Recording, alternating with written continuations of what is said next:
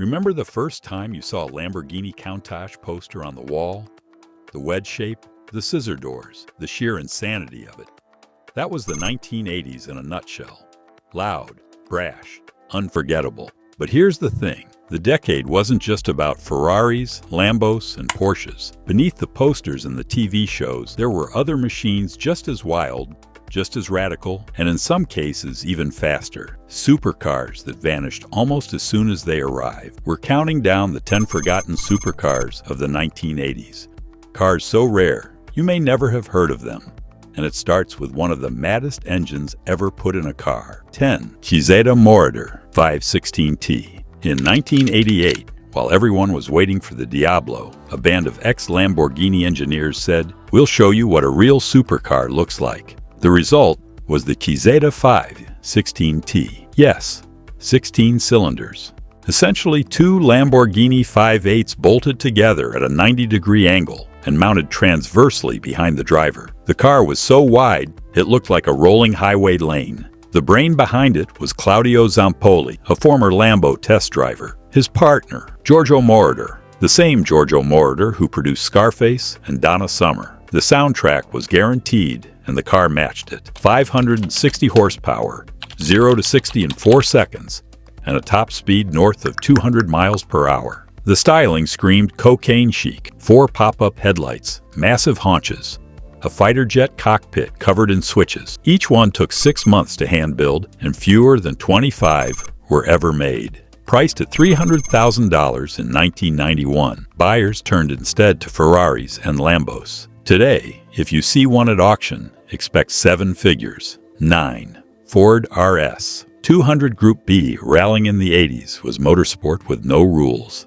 Ford built the RS 200 to dominate it, and by law they had to make 200 street versions. What the world got was a road-legal rally weapon. Mid-mounted Cosworth turbo engine, composite chassis, and one of the most sophisticated AWD systems of its day. The numbers don't sound insane now.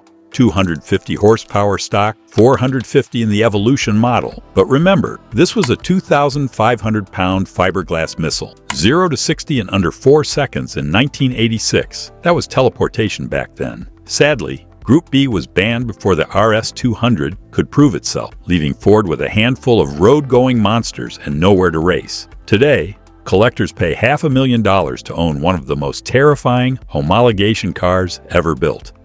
8. Lancia Delta S4 Stradale. If the Ford was wild, the Lancia S4 was feral. This thing had not one but 2 forms of forced induction, a supercharger for low revs and a turbo for high. The result? An engine that made power everywhere and tried to rip your face off when it hit boost. The Stradale was the tamed road version, but tamed is relative. 250 horsepower in a car the size of a hatchback, with rally DNA baked into every part. The race versions pushed past 500. The chassis was a space frame wrapped in fiberglass, Kevlar, and lunacy.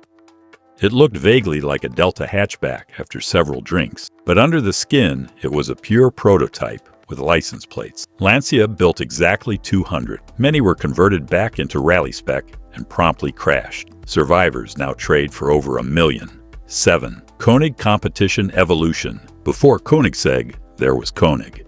Willy Koenig, a German tuner who thought Ferraris were too slow. His answer, twin turbocharged the Testarossa until it made 1,000 horsepower.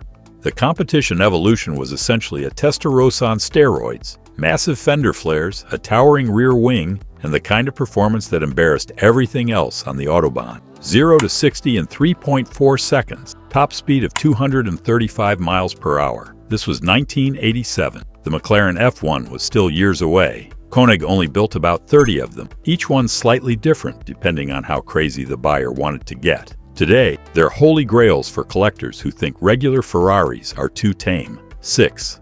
Sbarro Super 12. Franco Sbarro never met an engine configuration he didn't want to try.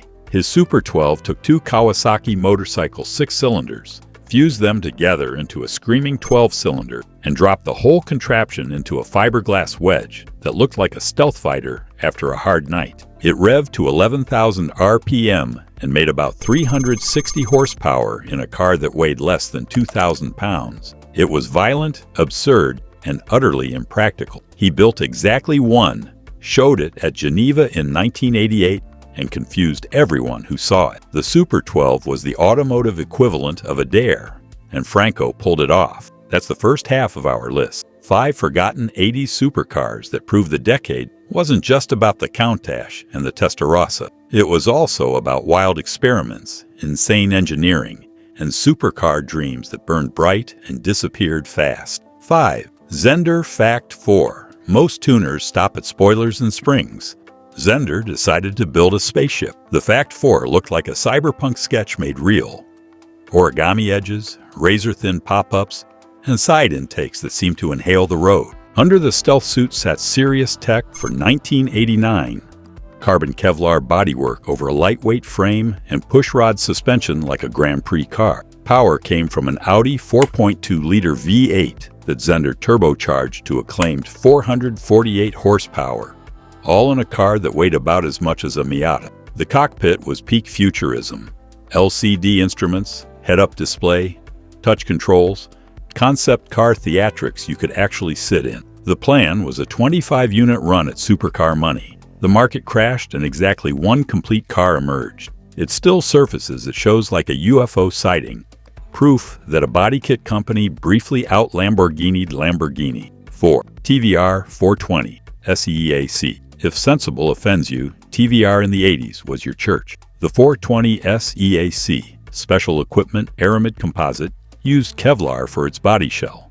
Because why not borrow from bulletproof vests? Under the vented wedge sat a bored-out 2-liter Rover V8 breathing through big carbs for around 300 horsepower, pushing barely 2,200 pounds. Numbers were savage. 0 to 60 in the mid-4s and a top end near 165 miles per hour. Ferrari pace on pub budget. It looked like a weapon. Pop-ups, a great dome bonnet, side pipes that singed calves, and a stance like it was mid-pounce. Inside, gauges and switches seemed scattered by a leaf blower, and build quality varied from fine to assembled during an earthquake. But that was part of the charm. TVR built a dozen because they had a dozen Kevlar shells, each one slightly different, each one unhinged. The SEAC distilled the brand's whole philosophy into one car: light, loud, fast, and just dangerous enough to feel alive. 3. Giocattolo Group B. Australia isn't the first place you think of for mid-engine exotics, but the Giocattolo, toy in Italian. Group B made the Outback go Italian. Entrepreneur Paul Halstead bought rights to an Alfa Romeo mid-engine prototype, then did the most Australian thing possible: ripped out the delicate Italian motor and dropped in a thumping 5.0-liter Holden 5.8 behind the seats. The result weighed roughly 2,400 pounds, made about 300 horsepower, and sounded like Bathurst thunder trapped in a 2-seat wedge. Kevlar panels kept mass down, proper race-spec bits kept it planted, and the styling mashed up Esprit angles with Mad Max menace. Pop-ups, side gills, a big deck spoiler that actually worked. Interiors borrowed some local sedan trim, but felt properly finished, a rarity in small batch exotics. Performance: 5-second sprints to 60, 160 miles per hour cruise, and handling that mixed Italian agility with Aussie attitude. Planned run, 50. Built, about 15 before cash ran dry. Today, they're folk heroes. Part Alpha, part Holden, all audacity. 2. Venturi 200. Before Bugatti returned to France, Venturi tried to give the country a homegrown supercar you could live with. The 200 was their opening salvo. A clean, modern mid-engine coupe with none of the era's excess. No tacked-on wings, just crisp surfacing and real engineering. Power came from the PRV 2.8-liter V6 with a turbo, tuned to around 200 to 260 horsepower depending on spec, moving roughly 2,400 pounds through a strengthened Renault transaxle. The numbers didn't headline, but the drive did. Balanced chassis, transaxle weight distribution, feel-some steering, brakes that inspired confidence. Build quality was shockingly high for a startup. Tight panel gaps, rich paint, proper leather, HVACs that actually chilled. It was the anti-kit car, understated, usable, and genuinely sorted. Venturi built around 200 over a decade, quietly proving that France could do small series excellence. Now collectors are finally paying attention, and prices are climbing as people realize the 200 wasn't a pretender. It was a driver's car with manners. 1. Sbarro Imperator. 108i, one man. Gullwing doors, Autobahn in the triple digits.